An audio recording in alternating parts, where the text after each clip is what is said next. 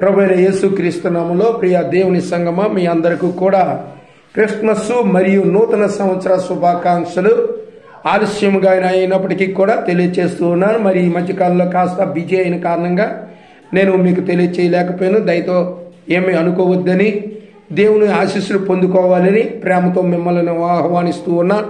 మరి యొక్క సమయంలో ప్రియ దేవుని సంగమా, ఈ యూట్యూబ్ ఛానల్ చూస్తున్నటువంటి మీరు లైక్ చేయండి, షేర్ చేయండి, మరి సబ్స్క్రైబ్ చేసి, ఇంకా ఎంతమంది అయితే చూస్తూ ఉన్నారో వారందరూ కూడా సబ్స్క్రైబ్ చేసి నాకు సహకరించాలని ప్రేమతో మనవి చేస్తూ ఉన్నాను.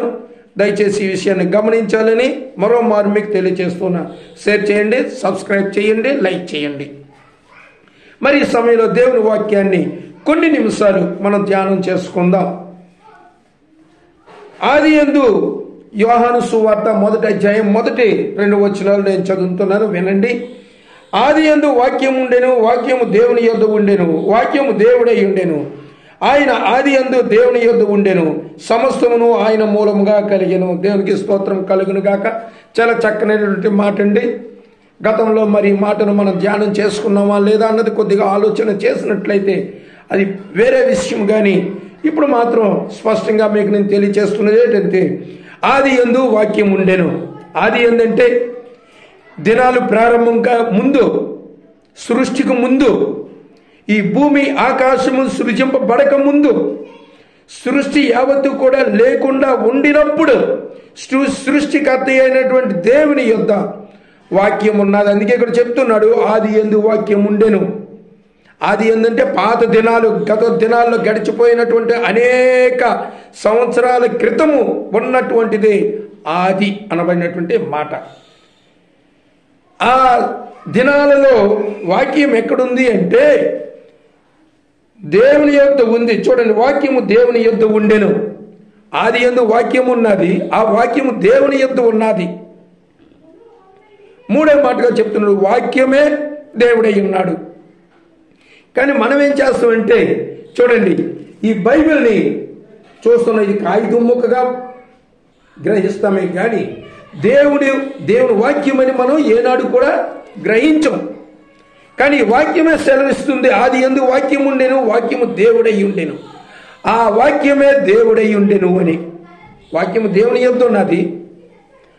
పూర్వకాలంలో వాక్యం ఉంది, ఆ వాక్యం దేవుని యొద్ద ఉంది, ఆ వాక్యమే దేవుడై ఉన్నాడని మనకి బైబిల్ స్పష్టంగా తెలియజేస్తుంది. కావున ప్రియ దేవుని సంగమ, ఈ విషయాన్ని మీరు బాగా గమనించాలని తెలియజేస్తూ ఉన్నాను. అయితే చూడండి, ఆయన ఆది యందు దేవుని యొద్ద ఉండెను. ఎవరు? యేసు క్రీస్తు అనబడినటువంటి మనుష్య కుమారుడు, భూమి మీద మనుష్యుడిగా జన్మించినటువంటి ఇమ్మానుయేలు అనబడినటువంటి మనుష్య కుమారుడు, యేసు అనబడినటువంటి మనుష్య కుమారుడు, క్రీస్తు అనబడినటువంటి మనుష్య కుమారుడు. యేసు అనగా రక్షకుడని మనకు తెలుసు, క్రీస్తు అనగా అభిషక్తుడని మనకు తెలుసు. కానీ ఈ మాటలకు అర్థం ఏమిటి అంటే, ఇమ్మానుయేలు పేరునకు భాషాంతరమున దేవుడు మనకు తోడై ఉండును అంటే, ఈ మూడు మాటలకు అర్థం ఏంటంటే, దేవుడు ఎల్లవేళలా మీకు తోడై ఉంటూ మిమ్మల్ని రక్షిస్తూ, అంటే మీ పాప భారముల నుండి మిమ్మల్ని రక్షిస్తూ, మిమ్మలను అభిషేకించేవాడే నిజమైనటువంటి సర్వశక్తి గల దేవుడు అని వాక్యం సెలవిస్తుంది. ప్రియ దేవుని సంగమా, ఈ విషయాన్ని మీరు గమనించాలి. ఏదో అల్లటప్ప కబుర్లు కాదు ఇవి. ఈ బైబిల్లో ప్రకటన గ్రంథంలో రాయబడింది.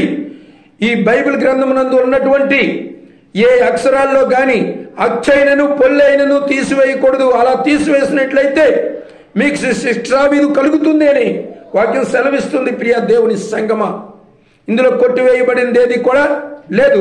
అలాగని మా స్వతహాగా నీవుగా నేనుగా తీసుకొచ్చి కలపడానికి కూడా వీలు లేదు. కనుక ప్రియ దేవుని సంగమా, ఆది యందు వాక్యం ఉంది, ఆ వాక్యం దేవుని యందు ఉంది, వాక్యమే దేవుడై ఉన్నాడని నీవు గుర్తించాలి, గమనించాలి. కనుక ఆ మాట చెప్తూ ఏమంటున్నాడంటే, ఆయన ఆది యందు పూర్వకాలంలోనే ఈ వాక్యం ఎప్పుడైతే ఉందో అప్పుడే దేవుని యొద్ద ఉన్నాడు. ఎవరు? యేసు క్రీస్తు, ఇమ్మానుయేలు దేవుడు. ఆయన నీకు తోడుగా ఉంటూ నిన్ను రక్షిస్తూ, నీ పాప భారముల నుండి రక్షిస్తూ, చూడండి, మత్తయి సువార్త 2వ అధ్యాయము 21వ వచనంలో అక్కడ చెప్పబడుతుంది. క్షమించాలి, 1వ అధ్యాయంలోనే ఆ 21వ వచనంలో చెప్తుంది. ఏం చెప్పబడుతుంది అంటే, తన ప్రజలను వారి పాపముల నుండి ఆయనే రక్షించిన గనుక ఆయన యేసు అను పేరు పెట్టుదు అని చెప్పాను.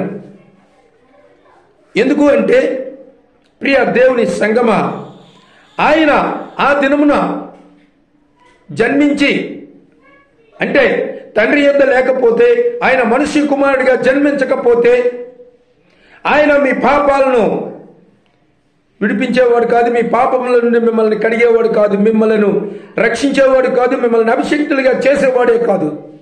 ఈ అభిషేకం అనేది మానవుడిచ్చేది కాదు, పరిశుద్ధాత్మ దేవుడిచ్చేది నిజమైన అభిషేకం.